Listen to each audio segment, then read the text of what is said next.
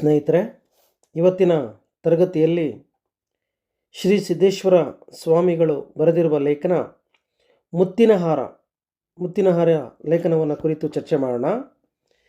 ಈ ಲೇಖನವನ್ನು ಚರ್ಚೆ ಮಾಡೋದಕ್ಕಿಂತ ಮುಂಚೆ ಲೇಖಕರ ಪರಿಚಯ, ಸಿದ್ದೇಶ್ವರ ಸ್ವಾಮಿಗಳ ಪರಿಚಯವನ್ನು ನೋಡೋದಾದರೆ, ಶ್ರೀ ಸಿದ್ದೇಶ್ವರ ಸ್ವಾಮಿಗಳು ಇವರ ಕಾಲ 1941ರಿಂದ 2023. ವಿಜಯಪುರ ಜಿಲ್ಲೆಯ ಬಿಜ್ಜರಗಿ ಗ್ರಾಮದವರು. ಇವರ ತಂದೆ ಓಗೆಪ್ಪಗೌಡ ಬಿರಾದಾರ್, ತಾಯಿ ಸಂಗವ್ವ. ಸಿದ್ದೇಶ್ವರ ಸ್ವಾಮಿಗಳ ಮೂಲ ಹೆಸರು ಸಿದ್ದಗೊಂಡಪ್ಪ ಅಂತ ನೋಡ್ತೇವೆ.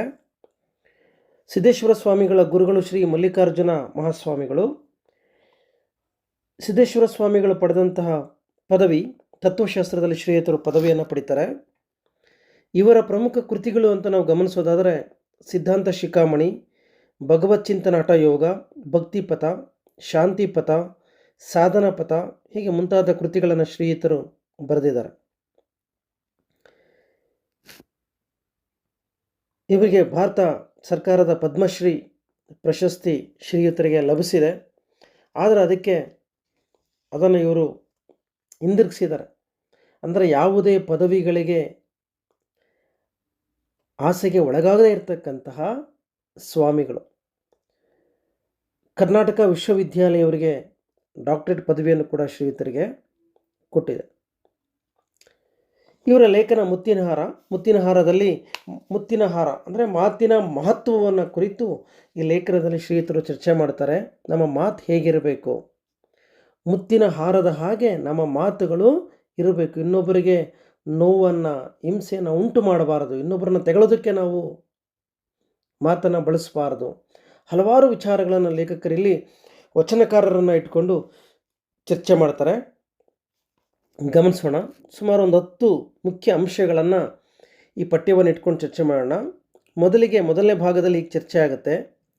ಜಗತ್ತಿನ ಎಲ್ಲ ಕಡೆ ಸಂತರು ಶರಣರು ಸುಜ್ಞಾನದ ಸುಗಂಧವನ್ನು ಹರಡಿದ್ದಾರೆ. ಇವರು ದೇಶ ಕಾಲ ಜಾತಿ ಮತ ಪಂಥ ಪಂಗಡಗಳ ಗಡಿದಾಟಿ ಬಹುದೂರ ನಿಂತವರು. ಸಂತರು ಶರಣರು ಈ ಪ್ರಪಂಚವನ್ನು ದೂರುವುದಿಲ್ಲ. ಸಂಕೀರ್ಣವಾದ ಪ್ರಪಂಚದಲ್ಲಿ ಪಾರಮಾರ್ಥದ ಪುಷ್ಪವಾಗಿ ಅರಳುತ್ತಾರೆ. ಭಕ್ತಿಯ ಮಕರಂದವನ್ನು, ಜ್ಞಾನದ ಸುಗಂಧವನ್ನು ಜಗತ್ತಿಗೆ ನೀಡುತ್ತಾರೆ. ಮೊದಲನೇ ಪುಟದಲ್ಲಿ ಬರ್ತಕ್ಕಂಥ ಪ್ರಮುಖ ಅಂಶಗಳು ಅಂದರೆ, ಜಗತ್ತಿನ ಪ್ರತಿಯೊಂದು ಭಾಗದಲ್ಲಿಯೂ ಕೂಡ ಈ ಥರದ ಶರಣರು, ಸಿದ್ದೇಶ್ವರ ಸ್ವಾಮಿಗಳ ಹಾಗೆ ಅನೇಕ ಭಾಗಗಳಲ್ಲಿ ಅನೇಕ ಸಾಧು ಸಂತರನ್ನು ನಾವು ಅಲ್ಲಿ ನೋಡಬಹುದು. ಪ್ರತಿಯೊಂದು ಭಾಗದಲ್ಲಿಯೂ ಕೂಡ ಸಾಧು ಸಂತರ ಹುಟ್ಟು ಅನ್ನೋದಾಗತ್ತೆ. ಅವರು ಆ ಭಾಗದ ಜನರನ್ನು ಉದ್ಧರಿಸ್ತಾರೆ. ಈ ಸಾಧು ಸಂತರು ಶರಣರಿಗೆ ಯಾವುದೇ ದೇಶ ಕಾಲ ಜಾತಿ ಮತ ಪಂಥ ಪಂಗಡಗಳ ಗಡಿಯನ್ನು ದಾಟಿ ನಿಂತವರು ಇವರು. ಯಾವತ್ತೂ ಕೂಡ ಜಾತಿಗೋ ದೇಶಕ್ಕೋ ಅಥವಾ ಪಂಗಡಕ್ಕೋ ಪಂಥಕ್ಕೋ ಅಂಟಿಕೊಂಡಿರ್ತಕ್ಕಂಥ ವ್ಯಕ್ತಿಗಳಲ್ಲ. ಇವರು ಜಾತಿಯನ್ನು ಮೀರಿದವರು ಅಂತ ಹೇಳ್ತಾರೆ. ಮನುಷ್ಯ ಜಾತಿಯನ್ನು ಮೀರಬೇಕು. ಆಗ ಮಾತ್ರ ಅವನು ಸಹಮಾನವರನ್ನು, ಒಂದು ಸರ್ವಜನಾಂಗದ ಶಾಂತಿಯ ತೋಟವನ್ನು ಕಟ್ಟೋದಕ್ಕೆ ಸಾಧ್ಯ. ನೀವು ಇವತ್ತಿಗೂ ಕೂಡ ಜಾತಿ ಎಷ್ಟು ಪ್ರಬಲವಾಗಿದೆ ಅಂತಂದರೆ, ನೀವು ಇವತ್ತೊಂದು ಎಲೆಕ್ಷನ್ನಲ್ಲಿ ಚುನಾವಣೆ ಒಳಗೆ ಒಬ್ಬ ವ್ಯಕ್ತಿ ಗೆಲ್ಲೋದಕ್ಕೆ ಇವತ್ತು ಜಾತಿ ಬಹಳ ಮುಖ್ಯವಾದ ಕಾರಣ ಆಗುತ್ತೆ. ಜಾತಿ ಇಲ್ಲದಿದ್ದರೆ ಗೆಲ್ಲೋದು ಬಹಳ ಕಷ್ಟ. ಇವತ್ತು ಭಾರತದ ಬಹುಪಾಲು ರಾಜ್ಯಗಳಲ್ಲಿ ನಾವು ನೋಡ್ತಾ ಹೋಗ್ತೇವೆ. ಅದಕ್ಕೆ ಅಪವಾದ ಅನ್ನೋ ಹಾಗೆ ನಾವು ತಮಿಳುನಾಡಿನ ರಾಜಕಾರಣವನ್ನು ಗಮನಿಸ್ಬೋದು. ಅಲ್ಲಿ ಗೆದ್ದಂತಹ ಮುಖ್ಯಮಂತ್ರಿಗಳು, ಅವರ ಸಮುದಾಯಗಳನ್ನು ನೀವು ಗಮನಿಸಿದರೆ ಅತ್ಯಂತ ಸಣ್ಣ ಸಣ್ಣ ಬ್ಯಾಕ್ಗ್ರೌಂಡಿಂದ, ಪ್ರಭಾವದಿಂದ ಬಂದಿರತಕ್ಕಂಥವರು ಅಲ್ಲಿ ಆಗಿದ್ದಾರೆ. ಆದರೆ ಇವತ್ತು ನೀವು ಬೇರೆ ಭಾಗಗಳಲ್ಲಿ, ನೀವು ಕರ್ನಾಟಕದ ಕೆಲವು ಭಾಗಗಳಲ್ಲಿ ಇವತ್ತು ಜಾತಿಯೇ ಪ್ರಮುಖ ಪಾತ್ರ ವಹಿಸುತ್ತೆ ವ್ಯಕ್ತಿಯ ಚುನಾವಣೆಯಲ್ಲಿ ವ್ಯಕ್ತಿ ಗೆಲ್ಲೋದಕ್ಕೆ. ಹಾಗಾಗಿ ಇವತ್ತು ವಿದ್ಯಾವಂತರಾಗಿರ್ತಕ್ಕಂಥ ನಾವು ಇವತ್ತು ಜಾತಿಯನ್ನು ಮೀರಿ ಬದುಕನ್ನು ಕಟ್ಕೊಳ್ಳೋದು. ಕುವೆಂಪು ಹೇಳುವ ಹಾಗೆ ವಿಶ್ವಮಾನವ ಕವಿಯಾಗಬೇಕು. ಹೇಗೆ ಬ್ರಾಹ್ಮಣನಾಗಿ ಹುಟ್ಟಿ ಆ ಬ್ರಾಹ್ಮಣತ್ವವನ್ನು ಮೀರಿ ಒಂದು ವೀರಶೈವ ಧರ್ಮ ಸ್ಥಾಪನೆ ಮಾಡಿದ್ನ ಬಸವಣ್ಣ, ಹಾಗೆ ನಾವು ಮೀರುವ ನೆಲೆಯಲ್ಲಿ ನಿಂತಾಗ ಮಾತ್ರ ಆ, ಎಲ್ರಿಗೂ ಸಲ್ಲುವವರಾಗ್ತೀವಿ. ಆ ಹಿನ್ನೆಲೆಯಲ್ಲಿ ನಾವು ಈ ಭಾಗವನ್ನು ಗಮನಿಸಬೇಕಾಗತ್ತೆ. ಹಾಗಾಗಿ ಎಲ್ಲ ಕಡೆಗೂ ಶರಣರು ಸಂತರು ಜನಿಸ್ತಾರೆ, ಅವರಲ್ಲಿ ಸುಜ್ಞಾನದ ಒಳ್ಳೆಯ ಜ್ಞಾನವನ್ನು ಹಂಚ್ತಾರೆ.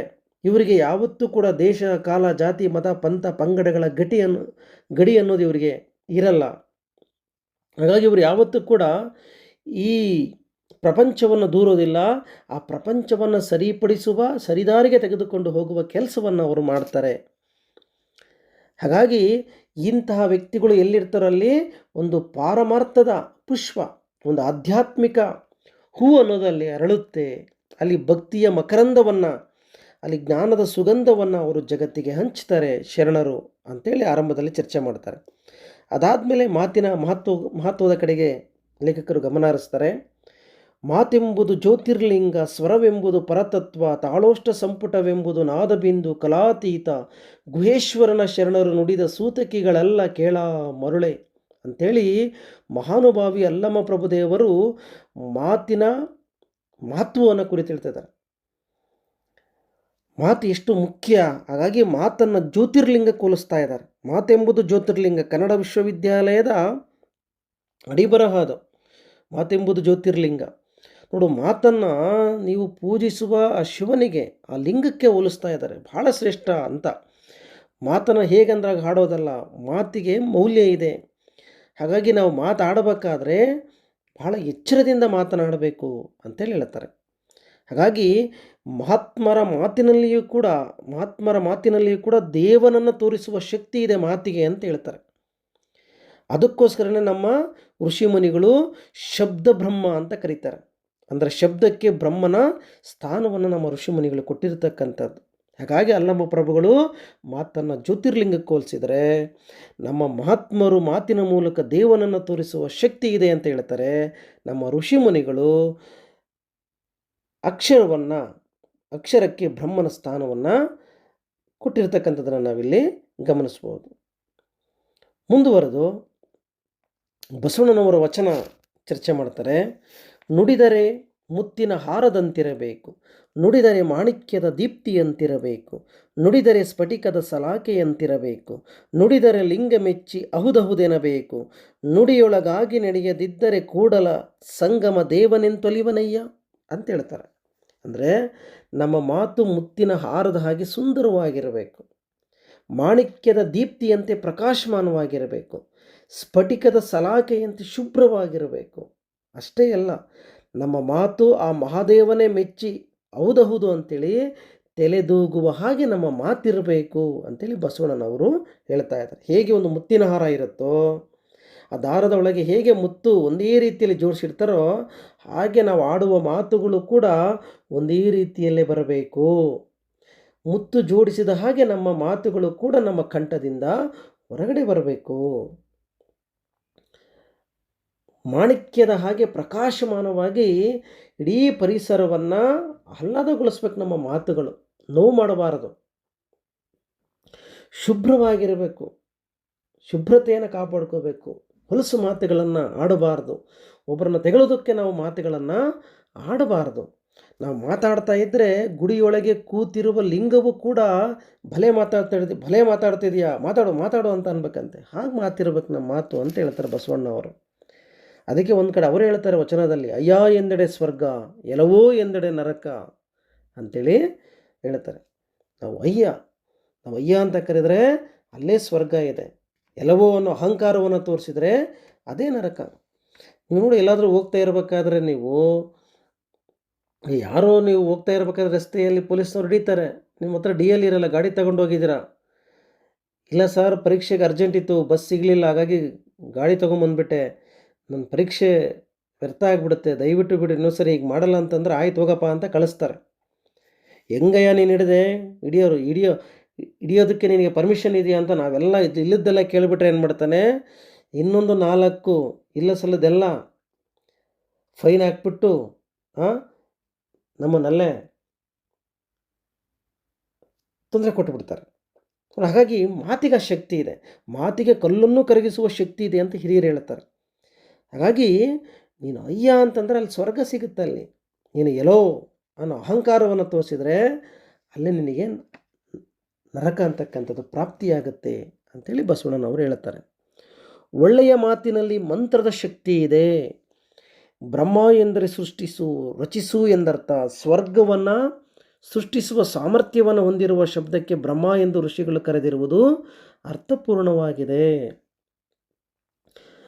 ಮನನ ತ್ರಾಯತೆ ಇತಿ ಮಂತ್ರ ಅಂದರೆ ಯಾವುದನ್ನು ನಾವು ಮತ್ತೆ ಮತ್ತೆ ಮತ್ತೆ ನೆನಪು ಮಾಡ್ಕೊಳ್ತೀವೋ, ಮನನ ಮಾಡ್ಕೊಳ್ತೀವೋ ಅದನ್ನು ಮಂತ್ರ ಅಂತ ಋಷಿಗಳು ಕರೀತಾರೆ.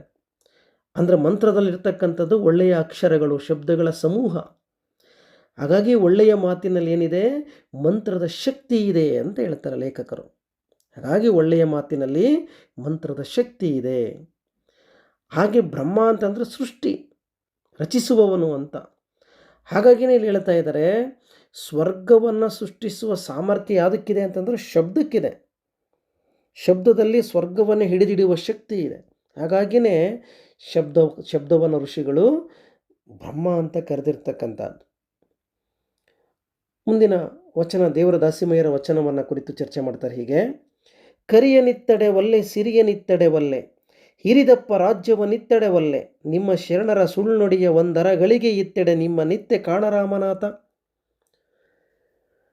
ಅಂದರೆ ದೇವರ ದಾಸಿಮಯ್ಯರು ಮಹಾತ್ಮರ ಮಾತಿನ ಮಹಿಮೆಯನ್ನು ಕುರಿತು ಹೇಳ್ತಾ ಇದ್ದಾರೆ.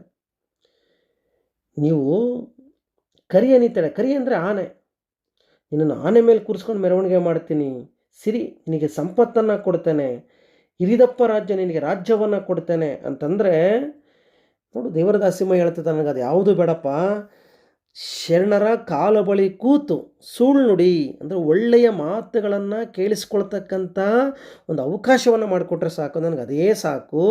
ನನಗೆ ಯಾವ ಆನೆ ಮೇಲೆ ಮೆರವಣಿಗೆನೂ ಬೇಡ, ಯಾವ ಸಂಪತ್ತು ಬೇಡ, ಯಾವ ರಾಜ್ಯವೂ ಬೇಡ. ಶರಣರ ಪಕ್ಕದಲ್ಲಿ ಕೂತ್ಕೊಂಡು ಒಂದು ಅರ್ಧ ಗಂಟೆ ಅವರ ಮಾತುಗಳನ್ನು ಕೇಳಿಸ್ಕೊಂಡ್ರೆ ಸಾಕು.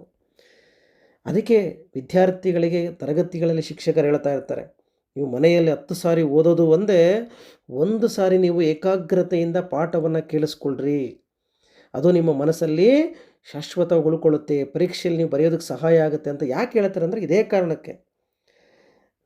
ನಾವು ಮೊದಲು ಆಸಕ್ತಿಯನ್ನು ತೋರಿಸ್ಬೇಕು, ಏಕಾಗ್ರತೆಯಿಂದ ಕೇಳಬೇಕು. ಪಾಠವನ್ನು ಕೇಳ್ತಾ ನಾನು ಚಾಕ್ಲೇಟ್ ತಿಂದೆ, ನಾನು ಚಿಪ್ಸ್ ತಿಂದೆ, ಅಲ್ಯಾರೋ ಮಾತಾಡಿಸಿದ್ರು, ಅಲ್ಯಾರೋ ಹೊರಗಡೆ ಹೋದರು, ಈ ಕಡೆ ನಾವು ಗಮನ ಕೊಟ್ಟರೆ ಎಂಥದ್ದೇ ಪಾಠ ಮಾಡಿದರು, ಯಾವುದೇ ನೀವು ಗಣಿತವನ್ನು ನೀವು ಪ್ರಮೇಯ ಹಾಕಿ ತೋರಿಸಿದ್ರು ಕೂಡ ಅದು ನೆನಪಲ್ಲಿ ಉಳಿಯೋದಿಲ್ಲ.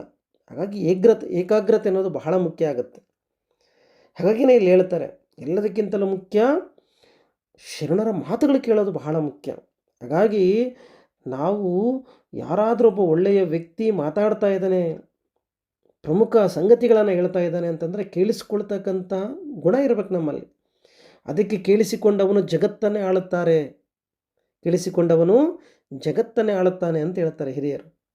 ಹಾಗಾಗಿ ನಾವು ಕೇಳಿಸ್ಕೊಳ್ಳೋದನ್ನು ಕಲಿಯಬೇಕು. ನೀವು ಕೇಳಿಸ್ಕೊಳ್ಳೋದೇ ಇದ್ದರೆ ಮಾತಾಡೋದಕ್ಕೆ ಸಾಧ್ಯನೇ ಇಲ್ಲ. ನೀವು 1 ಗಂಟೆ ಓದ್ಕೊಂಡ್ರೆ ಅರ್ಧ ಗಂಟೆ ಪಾಠ ಮಾಡೋದಕ್ಕೆ ಸಾಧ್ಯ, ನೀವು 2 ಗಂಟೆ ಓದಿದ್ರೇ 1 ಗಂಟೆ ಬರೆಯೋದಕ್ಕೆ ಸಾಧ್ಯ. ಹಾಗೆ ನಾವು ಆ ಮಾತಿನ ಪ್ರಾಮುಖ್ಯತೆಯನ್ನು ಕುರಿತು ಲೇಖಕರಲ್ಲಿ ಹೇಳ್ತಾ ಇದ್ದಾರೆ. ಮುಂದುವರೆದು, ಹಾಗಾಗಿ ಮಾತಾಡಿದರೆ ಹೋಯಿತು, ಮುತ್ತೊಡೆದ್ರೆ ಹೋಯಿತು ಅಂತಾರೆ. ಮುತ್ತೊಡೆದ್ರೆ ಮತ್ತೆ ಅದನ್ನು ಮತ್ತೆ ನಾವು ಮತ್ತೆ ಸರಿ ಮಾಡೋದಕ್ಕೆ ಬರಲ್ಲ. ಒಂದ್ಸರಿ ಕನ್ನಡಿ ಹಳ್ಳು ಹೊಡೆದೋದ್ರೆ ಮತ್ತೆ ಅದನ್ನು ಯಥಾಸ್ಥಿತಿ ತರೋದಕ್ಕಾಗಲ್ಲ.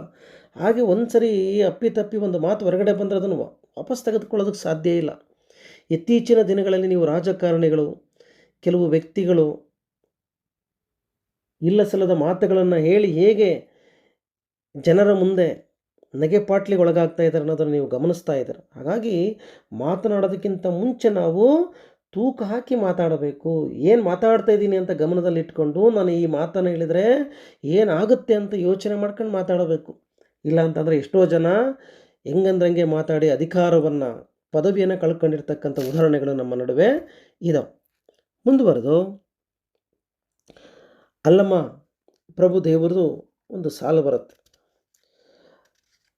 ಅಲ್ಲಮ್ಮ ಪ್ರಭು ದೇವರು ಶ್ರೇಷ್ಠ ಅನುಭಾವಿಗಳು, ಅವರ ವಚನಗಳನ್ನು ನಾವು ಬೆಡಗಿನ ವಚನಗಳು ಅಂತ ಕರಿತೀವಿ.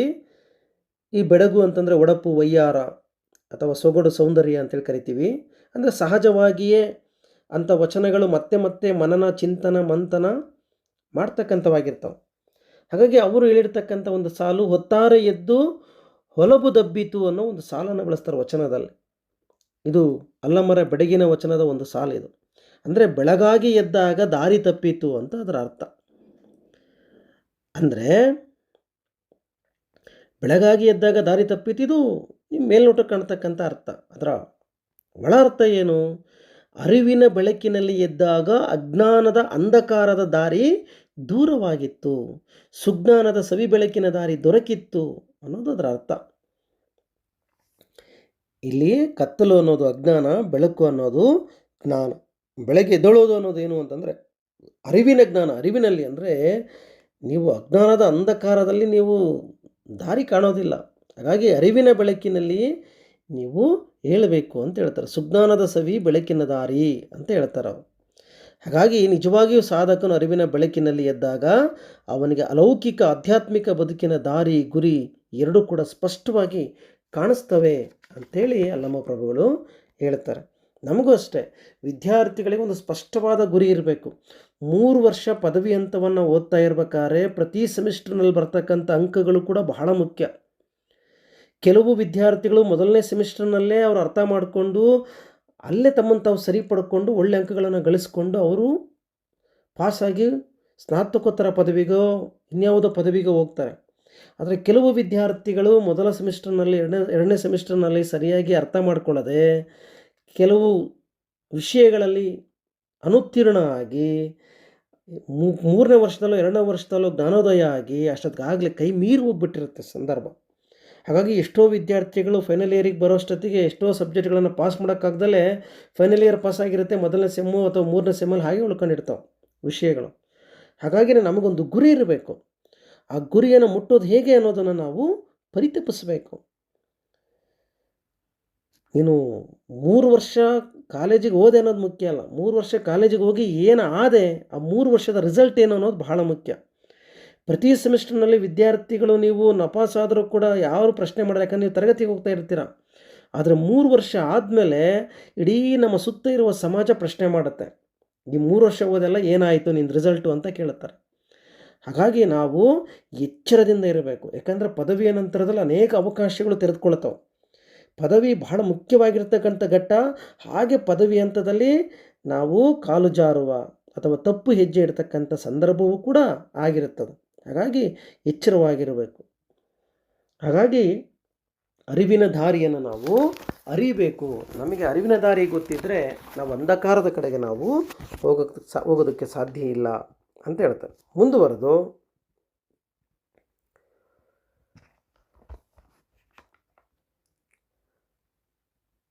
ಯಾಕಂದರೆ ಮತ್ತೊಂದು ಬಹಳ ಮುಖ್ಯ ಅಂಶ ಹೇಳ್ತಾರೆ ಲೇಖಕರು. 100 ವಸಂತಗಳ ನಮ್ಮ ಬದುಕು ಸಾರ್ಥಕವಾಗಬೇಕಾದರೆ ನಾವು ನಮ್ಮ ಬದುಕಿನ ಗುರಿಯನ್ನು ತಿಳಿದಿರಬೇಕು. ಏಕೆಂದರೆ ನಮ್ಮ ಬದುಕಿನಷ್ಟೇ ಬದುಕಿನ ಗುರಿಯೂ ಮುಖ್ಯವಾಗಿದೆ. ದೇವರು ನಿನಗೆ ಕೈಕಾಲುಗಳನ್ನು ಕೊಟ್ಟಿದ್ದಾನೆ, ಅವುಗಳನ್ನು ಸರಿಯಾಗಿ ಬಳಸು. ಇಲ್ಲದಿದ್ದರೆ ನೀನು ಅವುಗಳನ್ನು ಖಂಡಿತವಾಗಿಯೂ ಕಳೆದುಕೊಳ್ಳುತ್ತೀಯ. ಕಾಲುಗಳಿರುವವರೆಗೆ ನಾವು ಸನ್ಮಾರ್ಗದಲ್ಲಿ ನಡೆಯಬೇಕು, ಕೈಗಳಿರುವವರೆಗೆ ನಾವು ಸತ್ಕಾರ್ಯಗಳನ್ನು ಮಾಡಬೇಕು ಎನ್ನುತ್ತಾರೆ ಅಂತ ಹೇಳ್ತಾರೆ. ನೋಡು, 100 ವಸಂತಗಳು, 100 ವರ್ಷ ನಾವು ಸಾರ್ಥಕವಾಗಿ ಬದುಕಬೇಕು ಅಂತಂದರೆ ನಮಗೆ ನಮ್ಮ ಬದುಕಿನ ಬಗ್ಗೆ ಗುರಿ ಚೆನ್ನಾಗಿ ಗೊತ್ತಿರಬೇಕು. ಓದೋ ಟೈಮಲ್ಲಿ ಓದಬೇಕು. ನೀವು ಯೌವನ ಮುಗಿದ ಮೇಲೆ ನಾನು ಓದ್ತೀನಿ ಅಂತಂದರೆ ಅದಕ್ಕೆ ದೇಹ ಮತ್ತು ಸಂದರ್ಭಗಳು ಸಹಕರಿಸಲ್ಲ. ಎಷ್ಟೋ ಮಕ್ಕಳು ಪರೀಕ್ಷೆ ಮುಗಿದ ಮೇಲೆ ನಾನು ಓದಬೇಕಿತ್ತು ಅಂತಾರೆ. ಆದರೆ ಮುಂಚೆಲೆ ಓದಬೇಡ ಅಂತ ಯಾರು ಹೇಳಿದರು? ನಾವು ಪ್ರಶ್ನೆನೇ ಹಾಕ್ಕೊಳ್ಳಲ್ಲ. ನಾನು ಈ ಚಾಪ್ಟ್ರು ಈ ಸಬ್ಜೆಕ್ಟ್ ಓದಬೇಕಾಗಿತ್ತು, ಈ ಚಾಪ್ಟ್ರ್ ಓದಬೇಕಿತ್ತು, ಇದರಲ್ಲೇ ಪ್ರಶ್ನೆ ಕೇಳಿದ್ದಾನೆ, ನಾನು ಓದಲಿಲ್ಲ, ಓದ್ಬೇಡ ಅಂತ ಯಾರು ಹೇಳಿದರು? ಅದಕ್ಕೆ ನಾವು ಎಲ್ಲದರಲ್ಲೂ ನಾವು ಓದಿರ್ಬೇಕು. ಓದಿದರೆ ಯಾವುದನ್ನ ಪ್ರಶ್ನೆ ಬರಲಿಲ್ಲ ಅಂತೇಳಿ ನಾವು ಕೂತ್ಕೋಬೋದು. ಹಾಗಾಗಿನೇ ಹೇಳ್ತಾರೆ ಅವರು, ನಮಗೆ ಒಂದು ಸರಿಯಾಗಿರ್ತಕ್ಕಂಥ ಚೌಕಟ್ಟನ್ನು ಹಾಕೋಬೇಕು. ಬದುಕಿನ ಬಗ್ಗೆ ಒಂದು ರೂಪ ಇರಬೇಕು. ವಿದ್ಯಾರ್ಥಿಗಳಿಗೂ ಕೂಡ ಅವರ ಮುಂದಿನ ಭವಿಷ್ಯತ್ತಿನ ಬಗ್ಗೆ ಗುರಿ ಇರಬೇಕು. 3 ವರ್ಷ ನಾವು ಕರೆಕ್ಟಾಗಿ ಓದ್ಕೊಂಡ್ರೆ ಮುಂದಿನ 100 ವರ್ಷ ನಾವು ಆರಾಮಾಗಿ ಬದುಕ್ಬೋದು. ಈ 3 ವರ್ಷದಲ್ಲಿ ನಾವು ಕಾಲೇಜು ಮೆಟ್ಲು ಹತ್ತಿದಾಗ ನಾವು ಅಡ್ಡಾಡಿ ಸುತ್ತಾಡಿ ಸಿನಿಮಾ ಥಿಯೇಟ್ರು ಆ ಕಡೆ ಈ ಕಡೆ ಅಡ್ಡಾಡ್ಕೊಂಡು ಕಾಲವನ್ನು ವ್ಯರ್ಥ ಮಾಡಿದರೆ ಮುಂದಿನ ಜೀವನವೆಲ್ಲವೂ ಕೂಡ ಏನಾಗುತ್ತೆ, ನಮಗೆ ಕಷ್ಟದ ಜೀವನವಾಗಿಬಿಡುತ್ತೆ. ಅದಕ್ಕೆ ಹೇಳ್ತಾರೆ ಅವರು, ನಿಮ್ಮ 100 ವರ್ಷದ ಬದುಕು ಒಂದು ಕಡೆಗೆ ಚಿನ್ನದ ಗಾದೆ ಬರುತ್ತೆ. 3 ಗಂಟೆ ಸುಖ ಬೇಕಾದರೆ ಕುಡಿ, ಮದ್ಯಪಾನ ಮಾಡು. 3 ದಿನ ಸುಖ ಬೇಕಾದರೆ ಮದುವೆಯಾಗು. 100 ದಿನ ಸುಖ ಬೇಕಾದರೆ ತೋಟಗಾರನಾಗು ಅಂತ ಹೇಳ್ತಾರೆ. ನೋಡ್ರಿ, ಯಾವುದು ಮುಖ್ಯ ನಿಮಗೆ? ಕ್ಷಣಿಕ ಸುಖನೋ ಅಥವಾ ದೀರ್ಘವಾಗಿ ನೀವು ಸಂತೋಷವಾಗಿರೋದು ಬಹಳ ಮುಖ್ಯನೋ?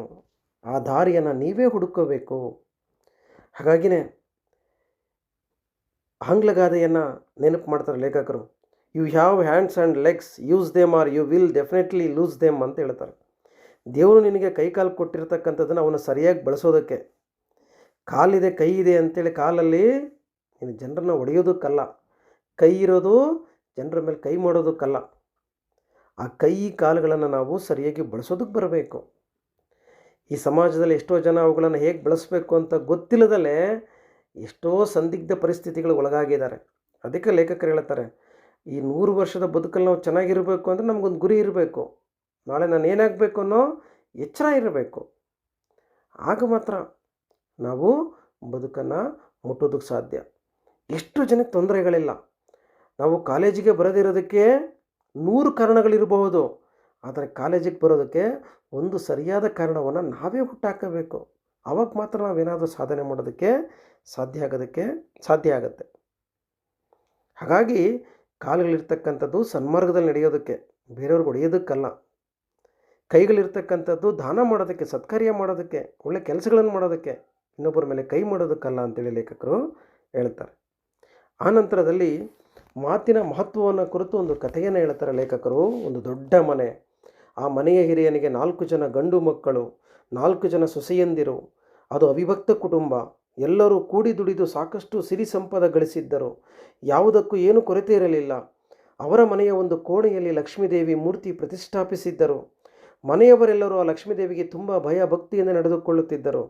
ಒಂದು ದಿನ ರಾತ್ರಿ ಲಕ್ಷ್ಮಿಯು ಮನೆಯ ಯಜಮಾನನ ಕನಸಿನಲ್ಲಿ ಬಂದು ಹೇಳಿದಳು, ನಾನು ನಿಮ್ಮ ಮನೆಯಲ್ಲಿ ತುಂಬ ವರ್ಷಗಳಿಂದ ಇದ್ದೇನೆ. ನಾನು ಜಗತ್ತನ್ನೆಲ್ಲ ಸಂಚರಿಸಿ ಭಕ್ತರನ್ನು ಉದ್ಧರಿಸಬೇಕು. ನೀವು ಬಹಳ ವರ್ಷಗಳಿಂದ ನನ್ನ ಸೇವೆ ಮಾಡಿದ್ದೀರಿ. ಆದುದರಿಂದ ನಿಮಗೊಂದು ವರ ಕೊಟ್ಟು ಹೋಗುತ್ತೇನೆ. ಏನು ಬೇಕು ಹೇಳು, ನಾನು ವಯಸ್ಸಾದವನು, ನನ್ನ ಮಕ್ಕಳಿಗೆ ಕೇಳಿ ಹೇಳುತ್ತೇನೆ. ಲಕ್ಷ್ಮೀದೇವಿ ಹೇಳಿದಳು, ಆಗಲಿ, ಇನ್ನೊಂದಿನ ನಿಮ್ಮ ಮನೆಯಲ್ಲಿರುತ್ತೇನೆ. ನಾಳೆ ಏನು ವರ ಬೇಕು ಹೇಳು. ಒಂದು ಕಥೆ ಹೇಳ್ತಾ ಇದ್ದಾರೆ. ಒಬ್ಬ ವಯಸ್ಸಾದ ವ್ಯಕ್ತಿಗೆ 4 ಜನ ಗಂಡು ಮಕ್ಕಳಿದ್ದರು. ಅವ್ರಿಗೆ ಮದುವೆ ಆಗಿದೆ, 4 ಜನ ಸೊಸೆಯಂದ್ರಿದ್ದಾರೆ. ಒಂದು ಅವಿಭಕ್ತ ಕುಟುಂಬ. ಇವತ್ತೆಲ್ಲ ವಿಭಕ್ತ ಕುಟುಂಬಗಳಾಗ್ತಾಯಿದೆ. ಅವಿಭಕ್ತ ಕುಟುಂಬ, ಯಾವುದಕ್ಕೇನು ಕೊರತೆ ಇರಲಿಲ್ಲ. ಯಾಕಂದರೆ ಅವ್ರ ಮನೆಯಲ್ಲಿ ಸ್ವತಃ ಸಾಕ್ಷಾತ್ ಲಕ್ಷ್ಮಿ ನೆನೆಸಿದ್ಲು. ಒಂದಿನ ಕನಸಲ್ಲಿ ಬಂದು, ಇಷ್ಟು ದಿನ ನಾನು ನಿಮ್ಮ ಮನೆಯಲ್ಲಿದ್ದೆ, ನಿಮ್ಮ ಮನೆಯಲ್ಲಿ ಇರೋಕ್ಕೆ ಆಗೋದಿಲ್ಲ, ಇಡೀ ಜಗತ್ತನ್ನು ಜನರನ್ನು ಉದ್ಧರಿಸ್ಬೇಕು ನಾನು. ಇಷ್ಟು ದಿನ ನಾನು ನಿಮ್ಮ ಮನೆಯಲ್ಲಿದ್ದೆ, ಹಾಗಾಗಿ ಹೋಗೋದಕ್ಕಿಂತ ಮುಂಚೆ ನಿಮ್ಗೆ ಏನಾದರೂ ಒಂದು ವರ ಕೊಟ್ಟು ಹೋಗ್ಬೇಕಂತಿದ್ದೀನಿ, ಏನು ಬೇಕು ಕೇಳು ಅಂತಂದಾಗ, ನನಗೆ ವಯಸ್ಸಾಗಿದೆ ಕಣಮ್ಮ, ಮಕ್ಳಿಗೆ ಕೇಳಿ ಹೇಳ್ತೀನಿ ಅಂತಂದಾಗ, ಆಯ್ತು, ಇನ್ನೊಂದಿನ ನಿಮ್ಮ ಮನೆಯಲ್ಲಿ ಇರ್ತೀನಿ, ನಾಳೆ ಹೇಳು, ನಾಳೆ ನಿನಗೆ ವರ ಕೊಟ್ಟು ನಾನು ಹೋಗ್ತೀನಿ ಅಂತ ಹೇಳ್ತಾನೆ. ಆಗ ಮರುದಿನ ಬೆಳಗ್ಗೆ ಎದ್ದುಬಿಟ್ಟು ಯಜಮಾನ ತನ್ನ ಮಕ್ಕಳನ್ನು ಕರೆಸಿ ಹೇಳ್ತಾನೆ, ನಡೆದಿರ್ತಕ್ಕಂಥ ಘಟನೆ ಹೇಳ್ತಾನೆ. ಆಗ ಹಿರಿ ಮಗ ಹೇಳ್ತಾನೆ, ಸಾಕಷ್ಟು ಬೆಳ್ಳಿ ಬಂಗಾರ ಮುತ್ತು ರತ್ನಗಳನ್ನು ಲಕ್ಷ್ಮೀದೇವಿಯಿಂದ ವರವಾಗಿ ಪಡೆಯೋಣ ಅಂತ ಹೇಳ್ತಾನೆ ಮೊದಲನೇ ಮಗ. ಎರಡನೇ ಮಗ ಹೇಳ್ತಾನೆ ಅವಾಗ, ಬೆಳ್ಳಿ ಬಂಗಾರಕ್ಕೆ ಕಳ್ಳಕಾಕರ ಭಯವಿರುತ್ತೆ, ಆದ್ದರಿಂದ ಯಾರಿಂದಲೂ ಕದಿಯಲಾಗದಂಥ ಸಾವಿರಾರು ಎಕರೆ ಜಮೀನನ್ನೇ ಕೇಳೋಣ. ಬೆಳ್ಳಿ ಬಂಗಾರ ರತ್ನ ಬೇಡ ಕಣೋ, ಅದನ್ನು ತಗೊಂಬಂದು ಮನೆಗೆ ಇಟ್ಕೊಂಡ್ರೆ ಬೇರೆ ಯಾರಾದರೂ ಬಂದು ಕದ್ಕೊಂಡು ಹೋಗ್ಬಿಟ್ರೆ, ಅದಕ್ಕೆ ಯಾರ ಕೈಯಲ್ಲೂ ಕದಿಯೋಕ್ಕಾಗದೇ ಇರತಕ್ಕಂಥ ಜಮೀನು ಭೂಮಿ ತಗೊಂಬಿಡೋಣ. ಭೂಮಿ ಅದು ಕದಿಯೋಕ್ಕಾಗಲ್ಲ, ನಮ್ಮ ಹೆಸರಲ್ಲಿ ಇರುತ್ತದೋ ಅಂತ ಹೇಳ್ತಾನೆ ಎರಡನೇ ಅವನು. ಮೂರನೇ ಅವನು ಹೇಳ್ತಾನೆ, ಒಂದು ವೇಳೆ ಸರ್ಕಾರವೇನಾದರೂ ಒಬ್ಬರಿಗೆ ಇಂತಿಷ್ಟೇ ಜಮೀನು ಇರಬೇಕೆಂಬ ಭೂಮಿಯ ಕಾಯ್ದೆ ತಂದರೆ ನಮ್ಮ ಜಮೀನೆಲ್ಲ ಸರ್ಕಾರಕ್ಕೆ ಹೋಗುತ್ತದೆ. ಆದ್ದರಿಂದ ಕಾಯ್ದೆ ಮಾಡುವಂಥ ಅಧಿಕಾರವೇ ನಮ್ಮ ಕೈಗೆ ಬರುವಂತೆ ಮಾಡೆಂದು ಕೇಳೋಣ. ನೋಡು, ಮೂರನೇ ಅವನು ಹೇಳ್ತಾನೆ, ಬೇಡ, ಸರ್ಕಾರಗಳು ಚೇಂಜ್ ಆಗಿ ಯಾವಾಗ ಏನು ಬೇಕಾದರೂ ಸರ್ಕಾರ ಇಡೀ ನಮ್ಮ ಭೂಮಿಯನ್ನು ವಶಪಡಿಸ್ಕೊಂಡ್ಬಿಟ್ರೆ ಹೆಂಗೆ ಇದಕ್ಕಿದ್ದಂಗೆ ಇಂದಿರಾ ಗಾಂಧಿ ಪೀರಿಯಡಲ್ಲಿ ಉಳುವವನೇ ಭೂಮಿಯ ಒಡೆಯ ಅನ್ನೋ ಕಾಯ್ದೆ ತಗೊಂಬಂದು ಎಷ್ಟೋ ಭೂಮಾಲೀಕರಿಂದ ಭೂಮಿಯನ್ನು ತೆಗೆದುಕೊಂಡು ಬಡವರಿಗೆ ಹಂಚಿದ್ರಲ್ಲ, ಹಂಗೆ ನಮ್ಮದೆಲ್ಲ ತಗೊಂಡೋಗಿ ಬೇರೆಯವ್ರಿಗೆ ಹಂಚಿಬಿಟ್ರೆ ಅದಕ್ಕೆ ಆ ಕಾಯ್ದೆಯನ್ನು ಮಾಡುವ ಅಧಿಕಾರವನ್ನು ಪಡ್ಕೋಬೇಕು, ನಾವೇ ಮಂತ್ರಿಗಳಾಗ್ಬಿಟ್ರೆ ಅಂತ ಕೇಳ್ತಾನೆ ಮೂರನೇ ಅವನು. ಅದಕ್ಕೆ ನಾಲ್ಕನೇ ಅವನು ಕೊನೆ ಮಗನಿಗೆ ಕೇಳ್ತಾರೆ. ಅವನು, ನನಗೆ ಅಷ್ಟೊಂದು ಅನುಭವ ಇಲ್ಲ, ನನ್ನ ಹೆಂಡತಿ ತುಂಬ ಜಾಣಿ ಇದ್ದಾಳೆ, ಅವಳಿಗೆ ಕೇಳೋಣ ಅಂತ ಹೇಳ್ತಾನೆ. ಆಗ ಅವಳನ್ನು ಕೇಳ್ತಾರೆ ಎಲ್ಲರೂ. ಆಗ ಕಿರಿಸೊಸೆಯನ್ನು ಕರೆದು ಕೇಳಿದಾಗ ಕಿರಿಸೊಸೆ ಹೇಳ್ತಾಳೆ, ನಾನು ಚಿಕ್ಕವಳು, ಆದರೂ ತಮ್ಮಲ್ಲಿ ಕ್ಷಮೆ ಹೇಳಿ ಕೇಳ್ತೇನೆ, ಕೇಳ್ರಿ. ಈಗ ಲಕ್ಷ್ಮೀ ಕೃಪೆಯಿಂದ ನಮ್ಮ ಮನೆಯಲ್ಲಿ ಸಂಪತ್ತಿಗೆಂತೂ ಕೊರತೆ ಇಲ್ಲ. ನಾವು ಬೇಡಿದ ಸಂಪತ್ತನ್ನು ಕೊಟ್ಟ ಲಕ್ಷ್ಮಿಯೇ ಹೋದ ಮೇಲೆ ಆ ಸಂಪತ್ತು ನಮ್ಮಲ್ಲಿ ಇರುತ್ತದೆ ಎಂದು ಕೂಡ ಹೇಳೋಕ್ಕಾಗಲ್ಲ. ಆದ್ದರಿಂದ ನಾವೆಲ್ಲರೂ ಈಗ ಈ ಮನೆಯಲ್ಲಿ ನಗು ನಗುತ್ತಾ ಪ್ರೀತಿ ವಿಶ್ವಾಸದಿಂದ ಇದ್ದೇವೆ. ಮುಂದೆ ಇದೇ ಪ್ರೀತಿ ವಿಶ್ವಾಸ ನಮ್ಮೆಲ್ಲರಲ್ಲಿ ಸದಾ ಇರಲೆಂದು ದೇವಿಗೆ ಕೇಳೋಣ ಅಂತ ಹೇಳ್ತಾಳೆ. ಆಯಿತು ಅಂತ ಎಲ್ಲರೂ ಕೂಡ ಒಪ್ಕೊಳ್ತಾರೆ. ಆ ದಿನ ರಾತ್ರಿ ಲಕ್ಷ್ಮಿ ತನ್ನ ಕೋಣೆಯಿಂದ ಹೊರಗೆ ಬಂದು ಯಜಮಾನಿನಿಗೆ ಯಾವ ವರ ಬೇಕು ಅಂತ ಕೇಳಿದಾಗ ಆಗ ಯಜಮಾನ ಹೇಳ್ತಾನೆ, ತಾಯಿ ನಿನ್ನ ಆಶೀರ್ವಾದದಿಂದ ಈಗ ನಮಗೆ ಯಾವ ಕೊರತೆ ಇಲ್ಲ. ನನ್ನ ಎಲ್ಲ ಮಕ್ಕಳು ಸೊಸೆಯಂದರು ಮತ್ತು ನಾವೆಲ್ಲ ಪ್ರೀತಿ ವಿಶ್ವಾಸದಿಂದ ನಗು ನಗುತ್ತಾ ಆನಂದವಾಗಿದ್ದೇವೆ. ಇದೇ ರೀತಿ ನಮ್ಮೆಲ್ಲರಲ್ಲೂ ಕೂಡ ಪ್ರೀತಿ ವಿಶ್ವಾಸ ಸದಾ ಇರುವಂತೆ ಆಶೀರ್ವಾದ ಮಾಡಿ ಸಾಕು, ನಮಗೆ ಏನು ಬೇಡ ಅಂತ ಕೇಳ್ತಾನೆ ಯಜಮಾನ. ಆಗ ಲಕ್ಷ್ಮಿ ಆಶೀರ್ವಾದವನ್ನು ಮಾಡಿ ನೇರವಾಗಿ ಹೋಗಿ ವಾಪಸ್ ತನ್ನ ಕೋಣೆಯಲ್ಲೇ ಕುಳಿತುಕೊಳ್ತಾಳೆ. ಯಜಮಾನಿಗೆ ಆಶ್ಚರ್ಯ ಆಗಿಬಿಡುತ್ತೆ. ಯಾಕವ್ವ ನೀನು ಜಗತ್ತನ್ನು ಉದ್ಧಾರ ಮಾಡೋಕ್ಕೆ ಹೋಗ್ತೀನಿ ಅಂದೆ, ಹೋಗ್ಲಿಲ್ವ ಅಂತಂದಾಗ ಲಕ್ಷ್ಮಿ ಹೇಳ್ತಾಳೆ, ಎಲ್ಲಿ ಪ್ರೀತಿ ವಿಶ್ವಾಸ ಇರುತ್ತೋ ಅಲ್ಲೇ ನಾನು ವಾಸವಾಗಿರ್ತೇನೆ. ಹಾಗಾಗಿ ನೀವು ಪ್ರೀತಿ ವಿಶ್ವಾಸವನ್ನು ಕೇಳಿದ್ರಿ, ಹಾಗಾಗಿ ನಾನು ನಿಮ್ಮ ಮನೆಯಲ್ಲಿರ್ತೇನೆ ಅಂತ ಹೇಳ್ತಾರೆ. ಅಂದರೆ ದುಡ್ಡು, ಅಧಿಕಾರ, ಸಂಪತ್ತು ಇವೆಲ್ಲವೂ ಬರ್ತವೆ ಹೋಗ್ತವೆ, ಯಾವು ಕೂಡ ಶಾಶ್ವತವಲ್ಲ. ಇರೋದು ನಮ್ಮನ್ನು ನೆನೆಸ್ಕೊಳ್ಳೋದು ಪ್ರೀತಿ ವಿಶ್ವಾಸನೇ ನಮ್ಮನ್ನು ಕೈ ಹಿಡಿಯೋದು, ನಮ್ಮನ್ನು ನೆನೆಸ್ಕೊಳ್ತಕ್ಕಂಥದ್ದು. ಹಾಗಾಗಿ ಬದುಕು ಬಹಳ ಮುಖ್ಯ. ಇರೋವರೆಗೂ ಕೂಡ ಹಂಚ್ಕೊಂಡು ತಿಂತಕ್ಕಂಥ ಮನೋಭಾವನೆಯನ್ನು ನಾವು ತಾಳಬೇಕು. ಇವತ್ತಿನವರೆಗೂ ಕೂಡ ಯಾಕೆ ನಾವು ಸತ್ಯ ಹರಿಶ್ಚಂದ್ರನನ್ನು ನೆನಪು ಮಾಡ್ಕೊಳ್ತೇವೆ, ಯಾಕೆ ನಾವು ಕರ್ಣನನ್ನು ನೆನಪು ಮಾಡ್ಕೊಳ್ತೇವೆ ಅಂತಂದರೆ, ಅವರು ಬೇರೆ ರಾಜರುಗಳ ಥರನೇ ಇದ್ದುಬಿಟ್ಟಿದ್ರೆ ಇವತ್ತು ಅವ್ರು ನೆನಪು ಮಾಡ್ಕೊಳ್ತಾ ಇರಲಿಲ್ಲ ನಾವು. ಅದಕ್ಕೆ ಯಾವತ್ತೂ ಕೂಡ ಪ್ರೀತಿ ವಿಶ್ವಾಸ ಅನ್ನೋದು ಬಹಳ ಮುಖ್ಯ ಆಗುತ್ತೆ. ಅಧಿಕಾರ, ಸಂಪತ್ತು ಇವೆಲ್ಲವೂ ಕೂಡ ಕ್ಷಣಿಕ. ಇವತ್ತಿರುತ್ತೆ, ನಾಳೆ ಅಧಿಕಾರ ಹೋಗ್ಬಿಡುತ್ತೆ. ಇವತ್ತು ನೀನು ಮಂತ್ರಿ ಆಗ್ಬೋದು, 5 ವರ್ಷ ಬಿಟ್ಟು ಇನ್ನೊಬ್ಬನ ಮಂತ್ರಿ ಆಗ್ತಾನೆ. ಇವತ್ತು ನೀನು ಪೊಲೀಸ್ ಆಗಿರ್ಬೋದು, ವಕೀಲ ಆಗಿರ್ಬೋದು, ಅಥವಾ ಏನೋ ಆಗಿರ್ಬೋದು ಅಧಿಕಾರಿ. ನಿನಗೊಂದು 58 ವರ್ಷ ಆಗ್ತಿದ್ದಂಗೆ ನೀನು ರಿಟೈರ್ಮೆಂಟ್ ಆಗ್ತೀಯ, ನೀನು ನಿವೃತ್ತಿ ಆಗ್ತೀಯ, ಆಮೇಲೆ ನೀನು ಅಧಿಕಾರದಿಂದ ಹೊರಗಡೆ ಹೋಗ್ಬಿಡ್ತೀಯ. ಅದಕ್ಕೆ ಹೇಳ್ತಾರೋ, ಇವತ್ತು ನೀನು ಸಂಪತ್ತು ಇರ್ಬೋದು, ನಾಳೆ ನೀನು ಎಲ್ಲ ಮಾರ್ಕೊಂಡು ಹೋಗ್ಬಿಡ್ಬೋದು ನೀನು. ಅದಕ್ಕೆ ಸಂಪತ್ತು, ಅಧಿಕಾರ ಎಲ್ಲವೂ ಕೂಡ ಕ್ಷಣಿಕ. ಹಾಗಾಗಿ ಪ್ರೀತಿ ವಿಶ್ವಾಸ ಅನ್ನೋದೇ ಶಾಶ್ವತ ಅಂತೇಳಿ ಲೇಖಕರಲ್ಲಿ ನಮ್ಮನ್ನು ಎಚ್ಚರಿಸ್ತಾರೆ. ಹಾಗಾಗಿ ನಮ್ಮಲ್ಲಿ ಸಿರಿ, ಸಂಪದ, ಅಧಿಕಾರ, ಅಂತಸ್ತು, ಮಾನ ಮರ್ಯಾದೆ ಇವೆಲ್ಲ ಹೆಚ್ಚು ಕಡಿಮೆ ಇರ್ಬೋದು ಇವು, ಆದರೆ ನಮ್ಮ ಹೃದಯದಲ್ಲಿ ಯಾವತ್ತೂ ಕೂಡ ಪ್ರೀತಿ ವಿಶ್ವಾಸಕ್ಕೆ ಕೊರತೆ ಆಗಬಾರದು. ಸಮಸ್ತ ಸೃಷ್ಟಿಯ ಸತ್ಯಂ ಶಿವಂ ಸುಂದರಂ ಅಂತೇಳಿ ಕರೀತಾರೆ. ಹಾಗಾಗಿ ಸೃಷ್ಟಿಕರ್ತನಾಗಿರ್ತಕ್ಕಂಥ ಶಿವ, ಆ ಶಿವನೇ ನಮ್ಮ ಜೊತೆಗಿದ್ದಾಗ, ತಂಗಾಳಿಯಾಗಿ ಸುಳಿಯುವಾಗ, ಮಳೆಯಾಗಿ ಸುರಿಯುವಾಗ, ಹೊಂಬೆಳಕಾಗಿ ಕಾಣುವಾಗ, ಹೂವು ಕಾಯಿ ಹಣ್ಣಾಗಿ ಮರದಲ್ಲಿ ಫಲ ಫಲಿಸುವಾಗ, ಚರಾಚರ ಸೃಷ್ಟಿಯಾಗಿ ಕಂಗೊಳಿಸುವಾಗ ಇನ್ನೆಲ್ಲಿ ಅವನನ್ನು ಹುಡುಕುವುದು? ನಾವು ಭಗವಂತನನ್ನು ನಮ್ಮ ಸೃಷ್ಟಿಯಲ್ಲಿ ಹುಡುಕಬೇಕೆ ಹೊರತು ನಾವು ಎಲ್ಲೋ ಒಂದು ಕಡೆ. ಅದಕ್ಕೆ ಬಸವಣ್ಣ ಹೇಳಿದ್ರು, ಎನ್ನ ಕಾಲೇ ಕಂಬ ದೇಹವೇ ದೇಗಲ ಶಿರವೇ ವನ್ನ ಕಳಸವಯ್ಯ ಕೂಡಲ ಸಂಗಮ ದೇವ. ನಾವು ಭಗವಂತನನ್ನು ಎಲ್ಲೋ ಹುಡುಕಕ್ಕೆ ಹೋಗ್ತಾ ಇದ್ದೀವಿ. ಎಲ್ಲೋ ಹುಡುಕೋದು ಬೇಕಾಗಿಲ್ಲ, ಅವನು ನಿನ್ನೊಳಗೆ ಇದ್ದಾನೆ. ಆ ನಿನ್ನೊಳಗೆ ಇರುವ ಭಗವಂತನನ್ನು ಅರ್ಥ ಮಾಡ್ಕೊಳ್ತಕ್ಕಂತಹ ಆ ಆಧ್ಯಾತ್ಮಿಕ ಆ ಮೂರನೇ ಕಣ್ಣು ನಿಮಗೆ ಕಾಣಬೇಕದು. ನಿಮ್ಮನ್ನು ನೀವು ಅರ್ಥ ಮಾಡಿಕೊಂಡ್ರೆ ನಿಮ್ಮಲ್ಲಿ ಅನೇಕ ಬದಲಾವಣೆಗಳಾಗ್ತವೆ. ನಾವು ಬರೀ ಇನ್ನೊಬ್ಬರ ತಪ್ಪುಗಳನ್ನು ನೋಡ್ತಾ ಇರ್ತೀವಿ. ಅದಕ್ಕೆ ಇನ್ನೊಬ್ಬರನ್ನ ತಪ್ಪನ್ನು ನಾವು ಹೇಳಿಬಿಟ್ಟು ಅವರನ್ನು ಅವಮಾನ ಮಾಡ್ತಾ ಇರ್ತೇವೆ. ಮೊದಲು ಅದಕ್ಕೆ ಹೇಳ್ತಾರೆ, ನಾವು ಒಂದು ತೋರು ಬೆರಳು ನೀವು ಒಬ್ರಿಗೆ ತೋರಿಸ್ತಾ ಇದ್ರೆ ಉಳಿದ 4 ಬೆರಳುಗಳು ನೀನು ಸರಿ ಇದೆಯಾ ನೋಡ್ಕೊ ಅಂತ ಹೇಳ್ತಾ ಇರ್ತಾವೆ. ಹಾಗಾಗಿನೇ ಲೇಖಕರು ಹೇಳ್ತಾರೆ ಏನಂತಂದರೆ, ಯಾವುದು ಹೆಚ್ಚು ಕಡಿಮೆ ಇದ್ರೂ ನಡೆದೋಗುತ್ತೆ, ಆದರೆ ಪ್ರೀತಿ ವಿಶ್ವಾಸದಲ್ಲಿ ಯಾವತ್ತೂ ಕೂಡ ಕೊರತೆ ಆಗಬಾರದು. ಪ್ರೀತಿ ವಿಶ್ವಾಸ ಇದ್ದರೆ ಆ ಬಡತನದಲ್ಲೂ ಕೂಡ ನಾವು ಸಿರಿತನದಿಂದ ಬದುಕಬಹುದು. ನಾನು ಬಡವಿ ಆತ ಬಡವ ಒಲವೇ ನಮ್ಮ ಬದುಕು, ಬಳಸಿಕೊಂಡ ವದನೆ ಅದಕ್ಕೂ ಇದಕ್ಕೂ ಎದಕ್ಕೂ ಅಂತಾರೆ ಬೇಂದ್ರೆ. ಅಂದರೆ ಪ್ರೀತಿ ವಿಶ್ವಾಸ ಇದ್ದರೆ ಬಡತನವೂ ಕೂಡ ನಮಗೆ ಸುಖ, ಶಾಂತಿಯನ್ನು, ನೆಮ್ಮದಿಯನ್ನು ಕೊಡುತ್ತೆ. ನಮಗೆ ಪ್ರೀತಿ ವಿಶ್ವಾಸ ಇಲ್ಲ ಅಂದರೆ ಸಿರಿ ಸಂಪತ್ತಿಗೆ ನೀವು ಮೆರಿತಾ ಇದ್ದರೂ ಕೂಡ ಆಸೆಗೆಯಲ್ಲಿ ಮುಳ್ಳಾಗಿ ನಮಗೆ ನೋವನ್ನು ಉಂಟು ಮಾಡಿಬಿಡುತ್ತೆ ಅಂತ ಹೇಳ್ತಾರೆ. ಹಾಗಾಗಿ ಇಡೀ ಪ್ರಕೃತಿಯ ಆನಂದಮಯ. ಹಾಗಾಗಿ ಈ ಪ್ರಕೃತಿಯಲ್ಲಿರುವ ಪ್ರತಿಯೊಂದನ್ನು ಕೂಡ ಆನಂದವಾಗಿ ಅನುಭವಿಸ್ತಕ್ಕಂಥದ್ದನ್ನು, ಕಾಣ್ತಕ್ಕಂಥದ್ದನ್ನು ಕಲಿಬೇಕು ಅಂತ ಹೇಳ್ತಾರೆ. ಇನ್ನು ಕೊನೆಯದು ಅಕ್ಕಮಹಾದೇವಿಯವರ ವಚನವನ್ನು ಹೇಳಿ ಮುಗಿಸ್ತಾರೆ. ವನವೆಲ್ಲ ನೀವೇ ವನದೊಳಗಣ ತರು ದೇವತರುವೆಲ್ಲ ನೀವೇ, ತರುವಿನೊಳಗಾಡುವ ಖಗಮೃಗವೆಲ್ಲ ನೀವೇ, ಚನ್ನಮಲ್ಲಿಕಾರ್ಜುನ ಸರ್ವಭರಿತನಾಗಿ ಎನಗೆ ಮುಖದೋರ. ಇದು ಅಕ್ಕಮಹಾದೇವಿ ಹೇಳ್ತಕ್ಕಂತಹ ಮಾತು. ಅಂದರೆ ಶಿವನನ್ನು ಹರಿಸಿ, ಚನ್ನಮಲ್ಲಿಕಾರ್ಜುನನನ್ನು ಹರಿಸಿ ಹೋಗ್ತಾ ಇರತಕ್ಕಂಥ ಸಂದರ್ಭ. ಅಂದರೆ ಈ ಜಗತ್ತಿನಲ್ಲಿ ಸರ್ವಭರಿತನಾಗಿರ್ತಕ್ಕಂಥ ಮಹಾದೇವನನ್ನು ಅಲ್ಲಿ ಇಲ್ಲಿ ಹುಡುಕಿದರೆ ಸಿಗಲ್ಲ. ಎಲ್ಲ ಕಡೆಗೂ ಅವನಿದ್ದಾನೆ, ಯಾವುದೋ ಒಂದು ಕಡೆಗೆ ಶಿವ ಇಲ್ಲ.